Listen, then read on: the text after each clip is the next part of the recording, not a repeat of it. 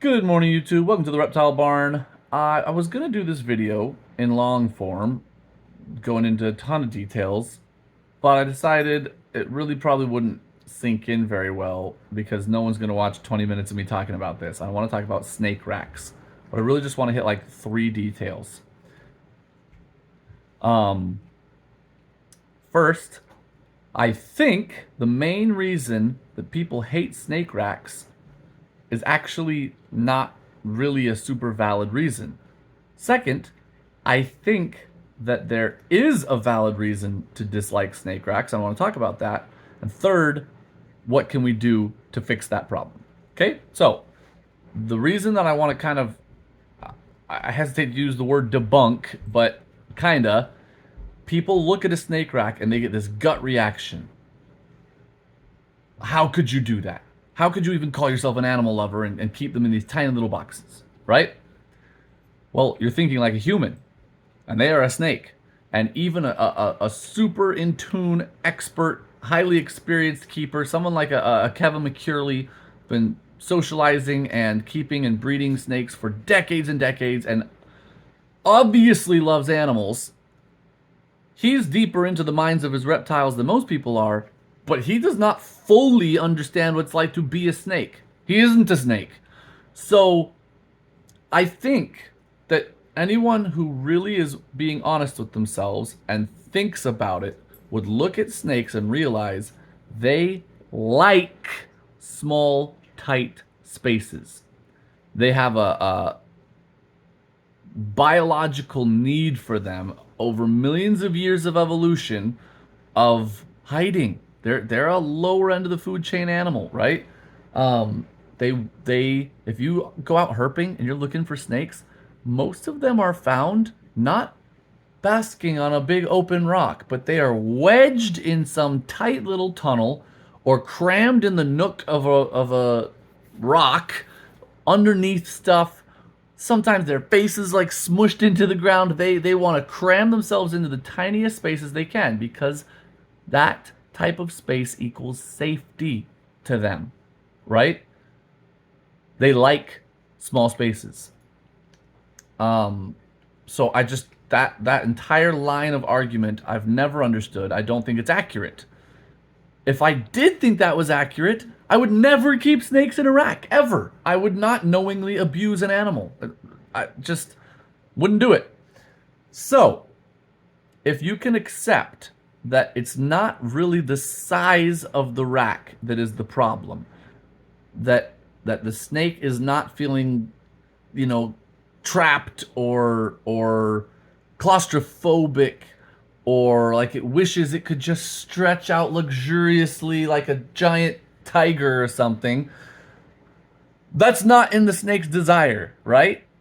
They want to be wedged in, hidden somewhere out of the bright lights, etc. Okay? If you can accept that, then some of the issue with snake racks goes away.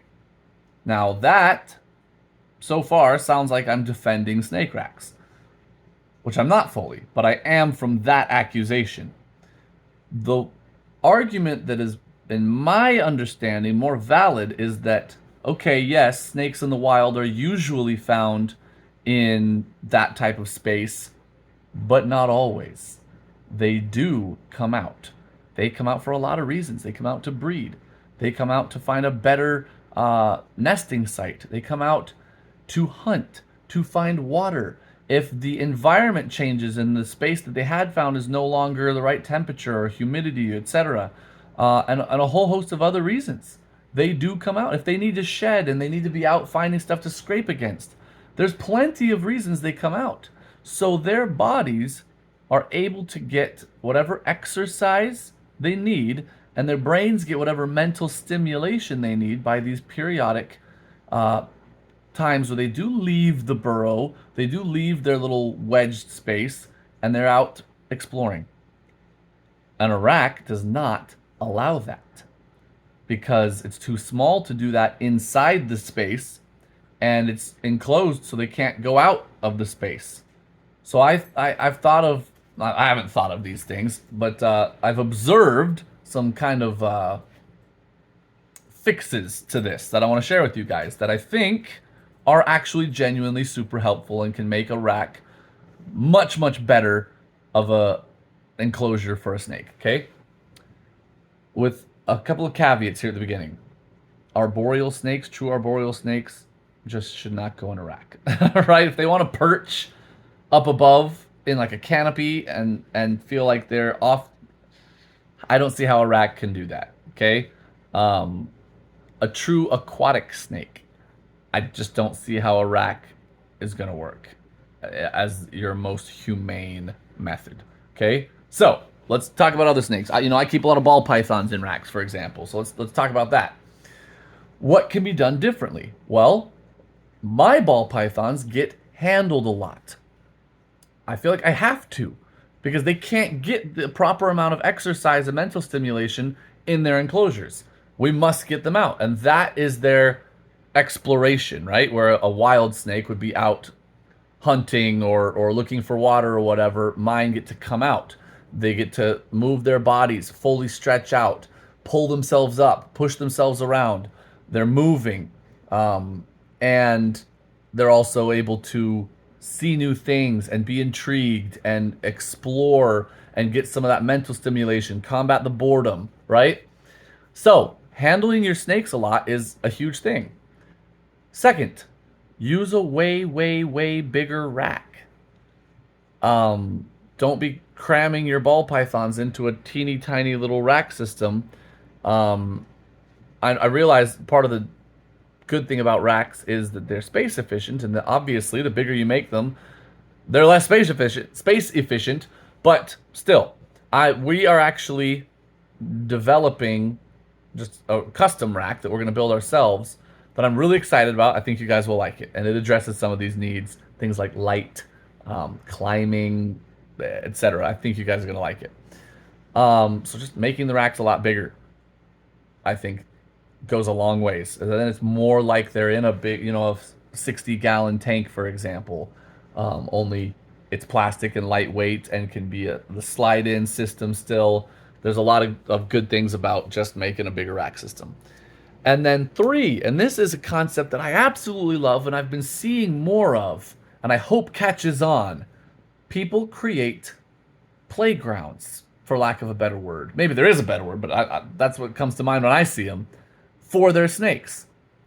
I first heard about this years and years ago when I first talked to Victor Herrick, who I've gotten Eastern Indigos from. He has this big old room dedicated to exercise, and he lets out his adult snakes one at a time because indigos will eat snakes, and he doesn't want any incidents. And there's things to climb over, climb under, basking spots that are really high up, that they have to kind of move up this obstacle course to get to. Places to swim that are a lot more water than just a little tub, and they exercise a lot. And he'll put out, a snake for 3 or 4 hours into there because it's just an enclosed room. They can't get anywhere, right? He doesn't have to dedicate a huge amount of space to this, but the snake is able to get its needs met. Then he puts her away, pulls out another one. So I find that awesome. I just love this concept, and I've seen other people. I want to say Reach Out Reptiles maybe does something similar to this. There's a few more, and I've been seeing more of it. And just keepers that aren't necessarily breeders or anything, just hobbyists that have somewhere for their snakes to safely free roam. I love that concept. I really like it a lot and want to incorporate it more here. But those are 3 ideas to be able to have a rack system. You're efficient. Some people really like the kind of clean aesthetic of just these nice rows and everything. Whatever your reasons for wanting a rack system are, there's some things you can do to make them better for your snake. And I do believe that while we aren't expected to reach perfection, we should be striving to keep our animals better than we used to, if there's ways to do that. So there you have it. I hope that that is helpful. Those of you who you see a rack and you just cringe, I hope you understand that I do think about these things. I would never knowingly torment my animals in any way, even psychologically, and we do handle them a lot so that they do get exercise, they do get some thinking, some interest in their life, and I have plans to do even better because I'm still not satisfied with my rack systems. I want to do better for my snakes, and I'm gonna do better for my snakes. So I just wanted you guys to know that. Please never think that I would prioritize space and money over the actual like mental health or physical health of my snakes. Would not do that. And if I think I'm doing something wrong, I'm gonna fix it. So there it is. Let me know, as always, politely down in the comments what you think of this. If you think there's even more that I should do, I'm all ears. Let me know. And that is all, guys. Thank you so much for watching. Until next time, we are the Reptile Barn.